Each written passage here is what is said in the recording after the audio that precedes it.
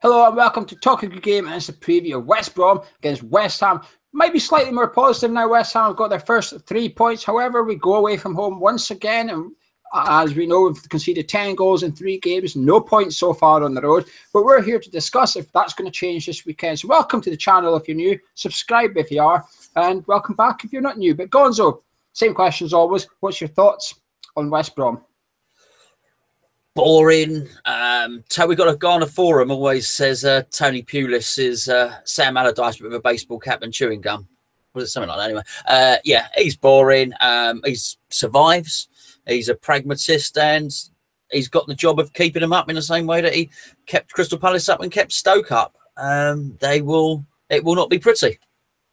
Do you agree with that, Tom, or do you think it's a bit harsh? I mean, last season they were sitting 8th for quite a while. They end up finishing 12th, below us, believe it or not, despite what you might think of our season and theirs. Do you agree with that, or do you think he's been a bit harsh there? No, I think Chris is pretty spot on, to be honest with you. Right? Yeah, Pulis is known for it, isn't he? And really, it's about what the West Brom fans want now going forward. You know, they're an established sort of mid-table team, same as us. And if do they want to crack on, maybe go for Europe, like basically we're all in the same sort of league. Or do they want to? If to do that, I don't think Pulis is the bloke to do it for him, because he's a boring manager. But he gets results, he drives it out. You know, so yeah, it depends really what the club want and what the fans want, really. I agree with you both. Pulis is the manager I hate the most in football. I just cannot stand him, and I cannot stand his football. But Gonzo, they got off to a decent enough start. They've won 2 games, then they drew 1, then they lost 1. They got thumped 3-1 by Brighton at the weekend. Do you consider them to be like a wounded animal and they're dangerous and can strike back, or do you think they're a man that's down and you could give them another kick while they're down? Yeah, well, he showed a funny thing last season. I can't remember what the stat was. It might have been 50 points. Maybe something like Tony Pulis has never got more than 50 points. Or maybe it was West Brom. I don't know. But they got all, as you said, they got all their points early. And then they sort of rest on their laurels. Well, they started this season well. And I just wonder if they have these targets throughout the season. You've got to have this many points by this many. And I wonder if they're already there for the first 4 games this season. Have they already got more points than they wanted to? I think they will be wounded, but nobody expected that result because they're boring. They're tight at the back. No one expected them to go down to the South Coast and ship 3 goals, really. So are they going to be so wounded that they come back and attack us? No, I think they'll be so wounded that he'll be on the training field working on them shutting up shop and not conceding at all. Tricky question for you, Tom. Is there any West Brom players you would take at West Ham? I was thinking this earlier, if there was anyone. There's only 1 or 2 I can think of, but is there anyone you would actually take at West Ham? That guy we talked about the other day, Joe, who's that guy they got from Leipzig? Ollie Burke. Yeah, I'd have him. He's really, really good. But I think he's right wing, isn't he? So that put Antonio's nose out of joint. So, but I mean, they also got the Southampton striker Rodriguez, didn't they? If I remember rightly, I see that.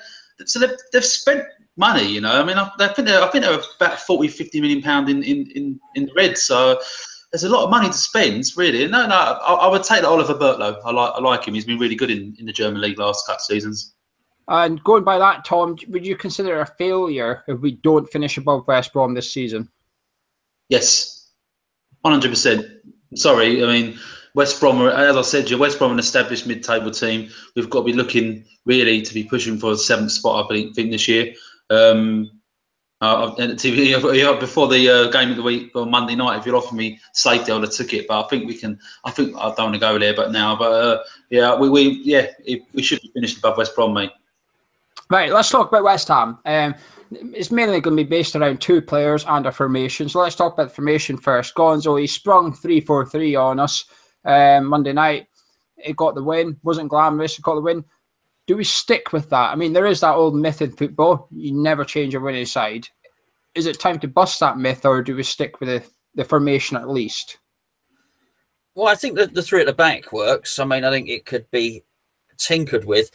But he did get the best out of a lot of players. However, I don't think that geezer, I can't even remember. I don't even know. They signed a really big centre-back. He scored a couple of goals in the first couple of weeks, West Brom.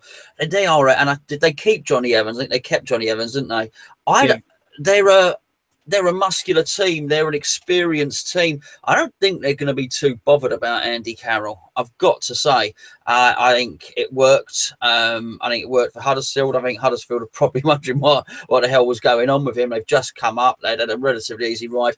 I think West Brom, particularly with Pulis in charge, be a little bit more savvy. So he might well have to tweak it slightly. I think it might take a little bit more than that to break them down, particularly as I think they're going to be set up to defend. What about yourself, Tom? Would you be sticking with the 3-4-3 we saw on Monday, or would you be changing it up a bit? As you said, yeah, I don't like changing winning teams, so I would stick with the 3-4-3.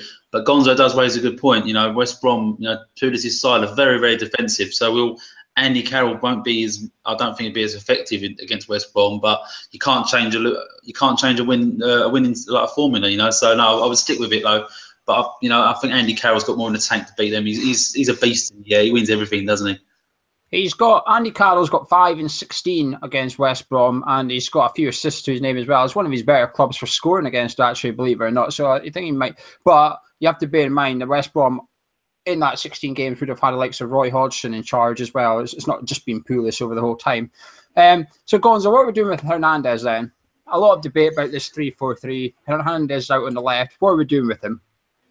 Just find a way to get him close to Carroll, and I think you can do that when you are playing three at the back. I think that allows you. As I say, a tweak. I don't even think you need to change the personnel, really. I think you still keep a winning team, but find a way to get him into the middle. But then he's got a conundrum because Ayew came off the bench and saved his bacon, really. And he did save his bacon. That game was all about, for us, it was all about West Ham. For Bilic, it was all about Bilic, because I do think he was gone. And he came across a formation that worked for him, and a player came and rescued him. And Hernandez wasn't that player. It was Ayew, so he might feel inclined to play him. I would certainly try and devise a system that, particularly bearing in mind Lanzini's not back, I'd just try and get Hernandez closer to Andy Carroll. He had one chance, obviously hit the bar. I'd like to see Hernandez. I think if Hernandez gets 2 or 3 chances in the game, he's going to pop one away. So I'd just like him more central. So do you think you have the solution for that? What would you do with Hernandez then to get him central? Okay. Well, he's got an issue, hasn't he? Really, it's on the left hand side. No, not really. I had, the trouble is I had a formation last week which had Masuaku on the left to supply some ball over, and it didn't have Kiate and Obiang in the middle. And I just think because he's got the winning formation, he's going to have to stick with it. So really, it's a question of who are you going to play wide on the left? Well, if they do employ them as wing backs and you just have Cresswell giving it that width on the left, then really, and Zabaleta did fantastically well, then you can sort of narrow it up a bit. But there were times when, even though there was a wing back formation, they had 2 players wide at all times. So I don't know if he could devise a system where Antonio maybe comes a little bit further in, and of course so does Chicharito as well. I don't know. It's for him to suss out. But I do think if we're going to keep Chicharito happy, and if we're going to do something, he needs to get him closer. Yeah, Tom, what about yourself, Hernandez? I mean, what's your thinking of this? Because people were saying he's played on the left wing. I don't particularly think he was playing left wing. I don't think he was playing the left wing myself. I know a lot of time I think people see him out there. To be honest with you, the front three against that game against Huddersfield, I think we're changing around a great deal. And I think it was, to be honest with you, I know this sounds mad, I think it was a 3-4-3, but I think it was a 2 up top with Antonio and Hernandez, and then Carroll was behind them actually, and they were playing the direct ball, and Carroll was meant to be knocking it on. But I think they were all changing around, and they was all mixing it up, and it got a bit confusing, and everyone, for some reason, Hernandez just seemed to go on the left more than the others, But he was over on the right just as much as he was on the left sometimes. So I think the 3 up top, and just basically tell them just to sort it out between themselves, really. But I can see Antonio making the runs, and Hernandez making the runs, and Carroll knocking the ball down myself. That's what I think. I think that was the game plan against Huddersfield, which I think is going to happen against the weekend as well. Yeah, I wouldn't be changing the formation either. I think Hernandez played that role well in the first half. I think he struggled in the second half. I think Huddersfield worked out how to deal with him a little bit. But I do think Carroll occupies the centre-backs and it allows Antonio and Hernandez to get in behind him and sort of sweep up, if you like. But the problem is Hernandez then has a defensive responsibility when we don't have the ball. He has to go out and mark the right back. And I think that's what was getting on a lot of people's nerves, because he was marking the right back quite a lot. But I don't think West Brom play attacking fullbacks very much. So I think stick with this one for this game anyway. I don't think it'll work against Spurs as such, particularly as their fullbacks go bombing forward. I don't think you can really have Hernandez out there. For West Brom, I would keep Hernandez there. But one other player we need to talk about. There's only, by the way, just for the team news, it's the same squad as Monday night. Noble's out still. Fernandez is out. Lanzini's not. I don't think he's going to come back. Less than 5% chance, I'd say. But one player's back, Gonzo. Our record signing, Marko Arnautovic. Is it mad that we're not even not really considering that much, putting our record signing into the starting 11? He should, in theory, walk in. However, he's not. No, he should. It shows a good strength in depth, and you know he's going to have an interesting decision to make. And even more so when Lanzini comes back, you know, what teams are going to play then? That's another conversation, isn't it? He put a lot of faith in Arnautovic. Bilic wanted Arnautovic. He was very vocal in it. We were linked with the fella at Middlesbrough, Traore, the geezer over in Belgium, who, whatever, it didn't happen. We were linked with a few left players, and that was the one he wanted. He wanted Arnautovic. We broke the transfer record to get him, and Arnautovic let him down. There's no doubt about that. Let him down in a big, big way. So I would be disappointed if I was Bilic. I also think, as I say, I wouldn't change a winning team either. I'd just tweak it slightly tactically. But I don't think he's got any right to walk into the team at all. It's a good option to have off the bench. Imagine that. If he keeps it the same, you've got Ayew and Arnautovic to come off the bench is going to be a really, really good option. Of course, if he did tweak it and he did play Arnautovic on the left and tweaked his system a bit, then maybe he could get Hernandez more central, and Hernandez wouldn't have to pull back and mark the right winger. But no, he doesn't walk into the team for me. Tom, for yourself, Andre Ayew, Gonzo's mentioned him. I know you're not his biggest fan, but he came off the bench, set up a goal. If you want to give him, I'm not giving him that assist as such, because I don't consider it as Obiang's goal. But he then scored. He scored then the second one, so he made a game-changing difference. I mean, is that enough to get him back into the team? If that's not enough to get him in the starting 11, what does he have to do? To be honest with you, it's the reason I don't like Ayew personally. Look, Huddersfield aside, I have to eat humble pie. I'll give him credit where it's due. He come off the bench, as you said, assist and maybe and definitely a goal. He done fantastic. Yeah, it's his work rate. Even when he come on against Huddersfield, there was Zabaleta who's been playing for 65 minutes before him, making runs. He must be more tired. And the guy is a lot older than him. Probably he's got 10 years probably on him, and he's making runs up there, which Ayew should be doing the run. And he wasn't doing it. You know, it's his work rate, but he is a poacher. You know, he gets into positions. He gets into positions that, you know, if we was to put a substitute on late, it wouldn't be Arnautovic, because obviously Arnautovic is more midfield minded, obviously. So, but he does get in positions that poaching. I could think most of his goals have been off the bar or, you know, been poaching. So he does get in some really fantastic positions. But unfortunately, it's his work rate for me. So it doesn't start, mate.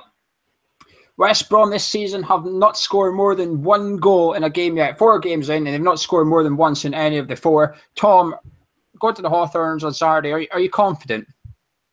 I'm more confident, yeah, after the result. Yeah, I am, Gio. Yeah, I'm more confident. Yeah, I think it's going to be a very, very physical game. A lot of cards, and I think it's going to be a low-scoring game. But yeah, no, it's going to be a great game now. Yeah, we've got, and that as you said, you already mentioned it. The result against Brighton was this wall. You know, it killed a lot of accumulators, that one.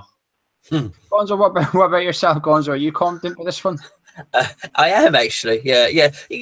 Tom's absolutely right, and what it does, it gives polarizing momentum, if you like. So our momentum's up, we were down, our tails are wagging. They were up, they're now down. So we're more confident. They've got doubts in their mind, and I do, as I say, aside from Lanzini, we've got as strong a squad as you could really hope to get. And it wasn't too long ago our bench looked very, very bad. And actually, regardless of what you think of Sacco can get in amongst the goals. And if you've got people like Sacco, Arnautovic and Ayew on the bench, plus some defensive cover, that's a really, really good bench. And it gives him options if the game is not working. So I think we have to go there with confidence. And he did turn it around. The players are going to be more buzzing now. They're going to have had a good week's training. Gio, just quickly, mate, just something I noticed about Monday night, though. for me, he should have took Obiang off a lot earlier. We both mentioned this. Obiang was absolutely blowing. And I know he's an athlete. He should be fit by the weekend. But I think maybe, I'm not saying drop Obiang, because obviously if he's fully fit, you have to play him, because him and Kute done fantastic together. But for me, maybe it could be Declan Rice starting in his place and Obiang comes on 60 minutes. They swap roles, basically, because he was absolutely blowing, mate.